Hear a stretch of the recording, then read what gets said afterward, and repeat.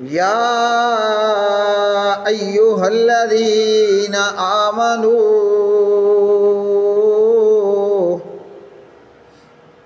کتب علیکم الصیام کما کتب علی الذین من قبلکم لعلکم تتقون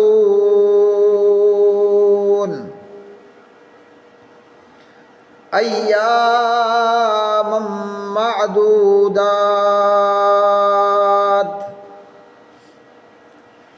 تاکوں میں سجایا جاتا ہوں، آنکھوں سے لگایا جاتا ہوں، تعویذ بنایا جاتا ہوں، دو دو کے پلایا جاتا ہوں۔ اللہم صلی علی محمد وعلی آل محمد کما صلیت علی ابراہیم وعلی آل ابراہیم انک حمید مجید۔ اللہم بارک علی محمد وعلی آل محمد کما بارکت علی ابراہیم وعلی آل ابراہیم انک حمید مجید۔ رب اشرح لی صدری ویسر لی امری واحلل عقدۃ من لسانی یفقہوا قولی۔ ہر قسم کی حمد و ثنا اللہ مالک الانعام ذوالجلال والاکرام کے لیے بے شمار درود و سلام نبی مکرم رسول معظم محمد مصطفیٰ احمد مجتبیٰ جناب محمد رسول اللہ صلی اللہ علیہ وسلم کی مبارک ذات پہ ماہ رمضان کی آمد ہے، برکتوں والا، رحمتوں والا، مغفرتوں اور سعادتوں بھرا مہینہ۔ ہماری زندگیوں میں ایک بار پھر یہ خوش قسمتی کہ انشاءاللہ پروردگار ہمیں رمضان المبارک کی مبارک سعادتیں عطا فرمانے والا ہے، اور خوش نصیبوں کی خوش بختی کہ اللہ سبحانہ و تعالیٰ کا یہ مبارک مہینہ، رحمتوں بھرا مہینہ، اللہ سبحانہ و تعالیٰ اس ماہ مبارک میں پروردگار اپنے فضل سے اور اپنے کرم سے رمضان کا مبارک مہینہ بھی ہو، اور اس مبارک مہینے میں قرآن پاک پڑھنا اور قرآن پاک کا سننا بھی ہو، اور پھر ہو بھی اللہ کا گھر بیت اللہ، اور پھر ہو بھی پیارے نبی جناب محمد الرسول اللہ صلی اللہ علیہ وسلم کی مسجد نبوی، تو کیا ہی کہنے اور کیا ہی اللہ سبحانہ و تعالیٰ کے انعامات اور پروردگار کے احسانات۔ تو رمضان وہ مہینہ ہے جس کو اللہ سبحانہ و تعالیٰ نے سال کے 12 مہینوں میں سب سے اشرف بنایا۔ سبحان اللہ، یہ وہ مہینہ ہے کہ اس مبارک مہینے میں اللہ کا قرآن نازل ہوا، اور یہ وہ مبارک مہینہ ہے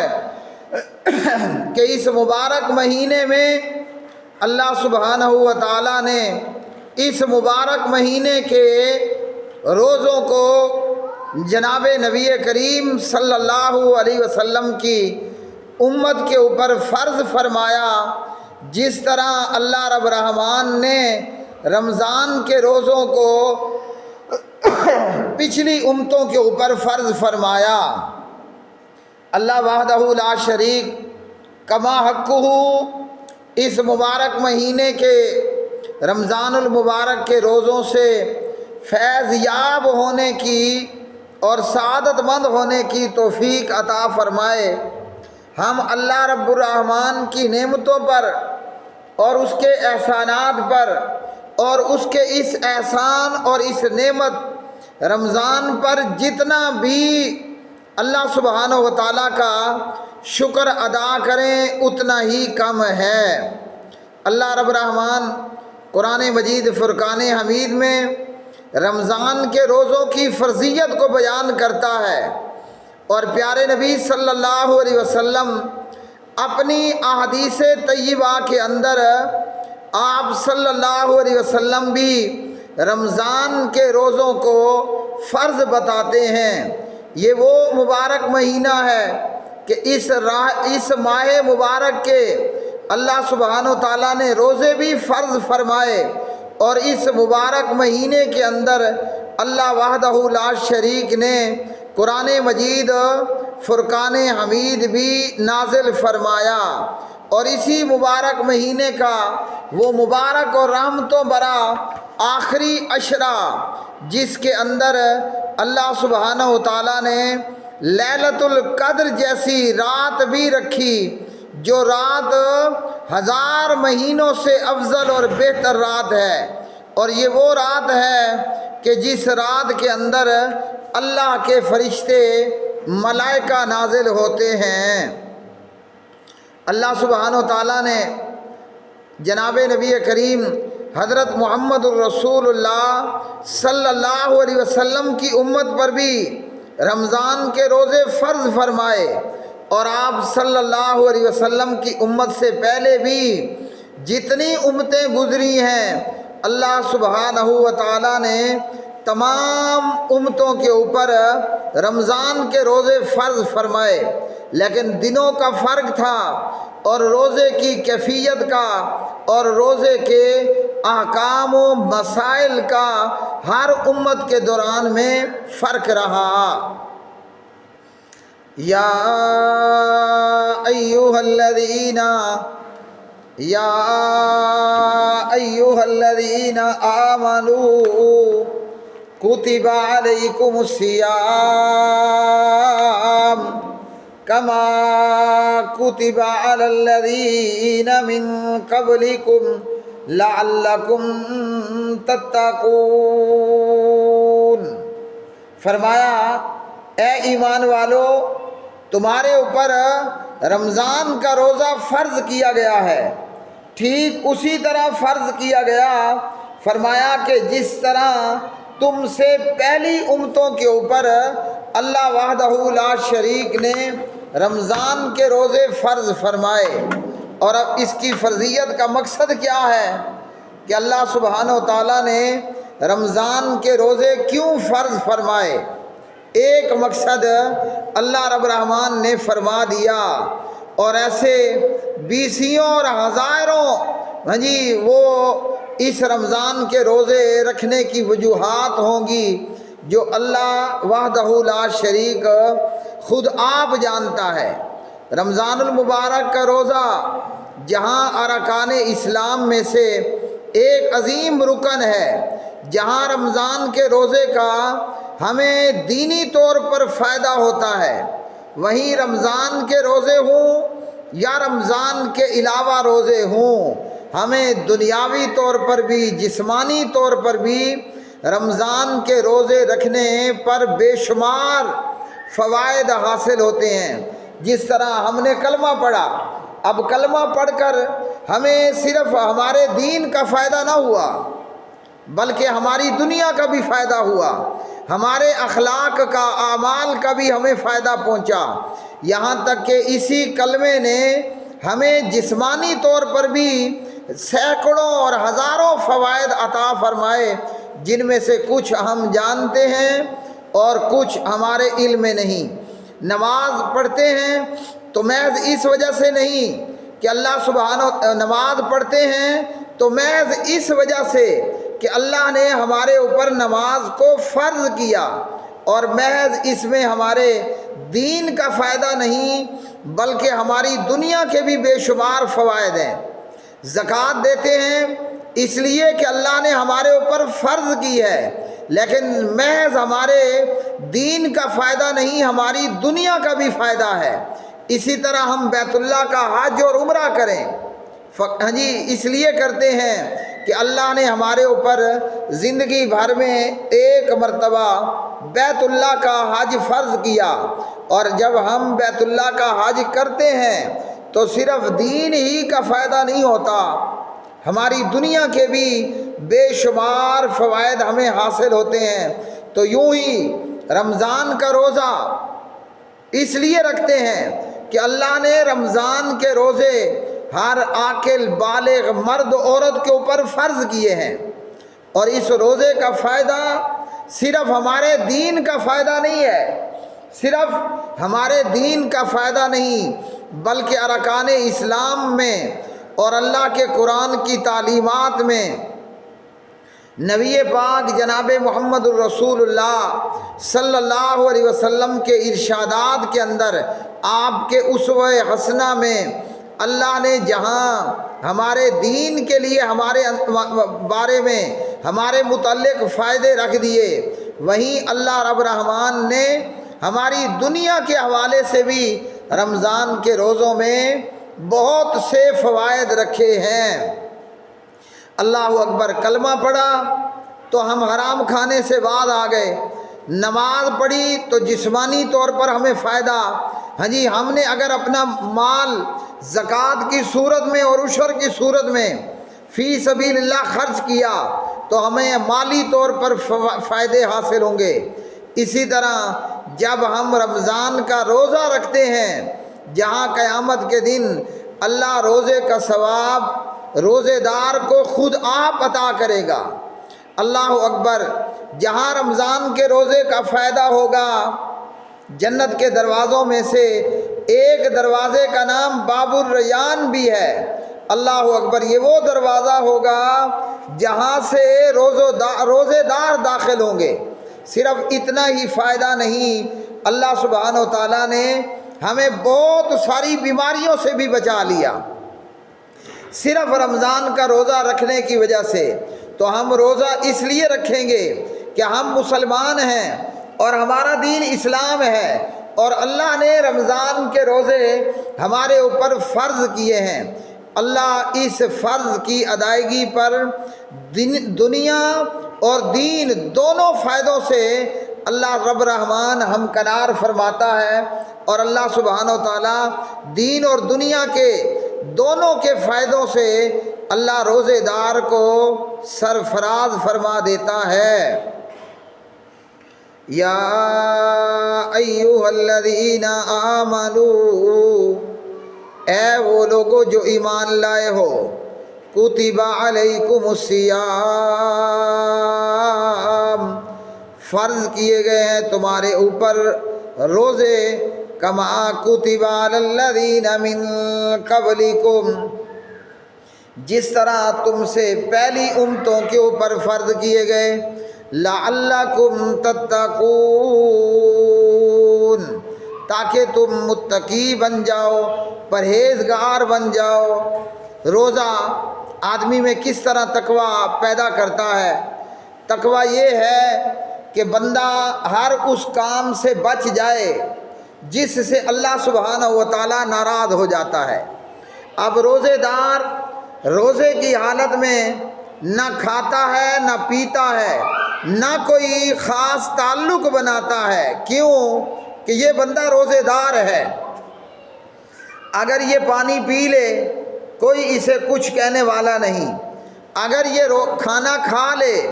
اسے کسی نے کچھ نہیں کہنا، اگر یہ تعلق بنا لے اسے کسی نے کچھ نہیں کہنا۔ ہاں جی، محض اپنا کھانا چھوڑتا ہے اور اپنا پینا چھوڑتا ہے، تو اس وجہ سے کہ میرے رب کا مجھے حکم ہوا اور میں نے رمضان کا روزہ رکھا۔ اب اس روزے کا کیا معنی ہے؟ ہاں جی سیام اور صوم کا معنی صبح صادق سے لے کر غروب آفتاب تک کھانا پینا چھوڑ دینا، ہم بستری چھوڑ دینا، صرف اس نیت سے کہ اللہ سبحانہ و تعالیٰ کا حکم ہے اور پروردگار کی روزہ رکھ کر عبادت کرنا ہے، یہ ہے سیام، یہ ہے صوم، کہ صبح سے لے کر شام تک کھانا اور پینا یہ چھوڑ دیتا ہے۔ بلکہ پیارے نبی صلی اللہ علیہ وسلم نے فرمایا، جس نے روزہ رکھا اور دھوکہ اور جھوٹ کو نہ چھوڑا، ہاں جی اسی طرح وہ دھوکہ اور جھوٹ کا معاملہ کرتا رہا، دغا بازی اور جھوٹ سے کام لیتا رہا، تو اللہ سبحانہ و تعالیٰ کو ایسے شخص کی روزے کی کوئی ضرورت نہیں ہے کہ وہ بھوکا رہے، وہ پیاسا رہے۔ تو جہاں روزہ کھانا اور پینا اور تعلق بنا لینا چھوڑ دینا ہے، وہیں رمضان کے روزے میں آدمی نہ جھوٹ بولے گا، نہ دغا کرے گا، نہ دو نمبری کرے گا۔ تو اللہ سبحانہ و تعالیٰ ایک پورا مہینہ رمضان کے روزے رکھ کر ہماری تربیت اور ٹریننگ کرنا چاہتا ہے کہ مسلمان کے اندر پھر سال کے باقی 11 مہینے ہاں جی وہ اسی طرح تقوی، اللہ کا خوف اور اللہ سبحانہ و تعالیٰ کا ڈر قائم و دائم رہے۔ پیارے نبی صلی اللہ علیہ وسلم نے بخاری اور مسلم میں فرمایا، عبداللہ بن عمر رضی اللہ تعالی عنہما اس کے راوی، آپ صلی اللہ علیہ وسلم فرماتے ہیں، بنی الاسلام علی خمس، اسلام کی عمارت جو ہے وہ 5 ارکان پر، 5 ستونوں پر ہے۔ نمبر 1، بندہ کلمہ پڑھ لے، اللہ سبحانہ و تعالیٰ کی وحدانیت پر ایمان لائے، نبی پاک علیہ السلام کہ اللہ کے پیغمبر ہونے پر ایمان لائے، نماز قائم کرے، رمضان کے روزے رکھے، مالدار صاحب نصاب ہے تو زکوٰۃ دے، اور اگر صاحب استطاعت ہو جاتا ہے زندگی میں ایک مرتبہ بیت اللہ کا حج کرنا ہوگا۔ تو پیارے نبی صلی اللہ علیہ وسلم نے فرمایا کہ اسلام کے 5 ارکان میں سے ایک رکن وہ رمضان کے روزے رکھنا بھی ہے، جو کہ اللہ وحدہ لا شریک نے ہر عاقل پر اور ہر بالغ کے اوپر، ہر مرد اور ہر عورت کے اوپر فرض فرمائے، سوائے ان کے کہ جو روزہ رکھنے سے معذور ہیں، وہ چاہے کوئی بیمار ہو یا چاہے وہ مسافر ہو، چاہے وہ دودھ پلانے والی ماں ہو یا وہ حاملہ پریگننٹ عورت ہو یا وہ بڑی عمر کا بوڑھا ہو۔ اللہ سبحانہ و تعالیٰ نے فرمایا کہ ان چند لوگوں کو رمضان کے روزے سے چھوٹ ہے۔ مسافر ہے وہ روزہ چھوڑ سکتا ہے، بیمار ہے وہ روزہ چھوڑ سکتا ہے۔ بیمار اور مسافر کا سفر ختم ہو جائے، اپنے گھر پہنچ جائے اور روزوں کی وہ رمضان کے بعد قضائی دے گا جو روزے اس کے رہ گئے ہیں۔ اسی طرح بیمار جب صحت مند ہو جائے گا وہ رمضان کے روزوں کی قضائی دے گا۔ بڑی عمر کا بوڑھا ہو یا وہ جو بندہ دائمی مریض ہے، بڑی عمر کا بوڑھا روزہ نہیں رکھ سکتا اور دائمی مریض ہے، بیماری ایسی ہے کہ وہ روزہ نہیں رکھ سکتا، تو ایسے لوگوں کے اوپر فدیہ ہوگا۔ اور اسی طرح حاملہ عورت ہے یا بچے کو دودھ پلانے والی ماں ہے، اس کے لیے بھی 2 حکم ہیں، یا تو بعد میں روزوں کی قضائی دے لے یا پھر روزوں کا فدیہ دے لے۔ جس طرح دائمی مریض اور بڑی عمر کا بوڑھا وہ روزوں کا فدیہ دے گا، اور یہ فدیہ کتنا ہے؟ 1 مسکین کو 1 وقت کا کھانا کھلا دینا ہے، یا پھر ہر روزے کے بدلے 1 کلو اناج دے دینا ہے۔ فَمَن كَانَ مِنكُم مَّرِيضًا أَوْ عَلَىٰ سَفَرٍ فَعِدَّةٌ مِّنْ أَيَّامٍ أُخَرَ، جو بندہ رمضان آ جائے اور یہ بیمار ہے، رمضان آ گیا اور یہ بندہ مسافر ہے، اسی طرح مریض کے اندر حاملہ عورت بھی شامل ہے، دودھ پلانے والی عورت بھی شامل ہے۔ یہ لوگ بعد میں روزے کی قضائی دیں گے، اور یہ روزے کی قضائی وہ دے گا جو عارضی مریض تھا اور مسافر تھا، بوڑھا ہو بڑی عمر کا اور دائمی مریض ہو، یا حاملہ عورت اور دودھ پلانے والی ماں، ان کے ذمے روزے کا فدیہ ہے۔ اور اگر حاملہ عورت اور دودھ پلانے والی ماں بعد میں روزے کی قضائی دینا چاہے تو وہ دے سکتی ہے۔ قضائی دینے کی صورت میں اس کے اوپر روزے کا فدیہ نہیں ہوگا۔ وَعَلَى الَّذِينَ يُطِيقُونَهُ فِدْيَةٌ